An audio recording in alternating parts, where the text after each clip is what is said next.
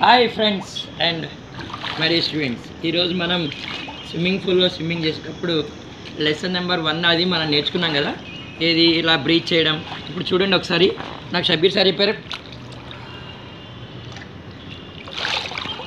ఇలా నీళ్ళలో ఉండడం మనకి 4 నుంచి 5 సెకండ్స్ కావాలి.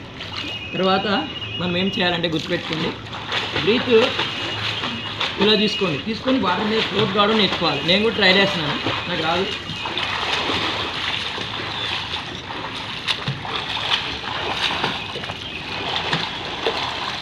ఇలా ఫ్లోట్ అవ్వాలి. ఫ్లోట్ అవ్వడం నేర్చుకుంటే మనకు కొంచెం వచ్చినట్టే. ఫ్లోట్ అయ్యేటప్పుడు హ్యాండ్స్ లెగ్స్ మూమెంట్ చేయకూడదు, గుర్తుపెట్టుకోండి. తర్వాత బాడీ వెయిట్ని లైట్ చేయాలి. లైట్ చేస్తే మనకు వస్తుంది. చూడండి షబీర్ సార్, సార్ మీరు రివర్స్ చేసి చూపించాలి ఒకసారి. రివర్స్ కొడుతున్నారు కదా, చూడండి షబీర్ సార్ రివర్స్ కొడతారు.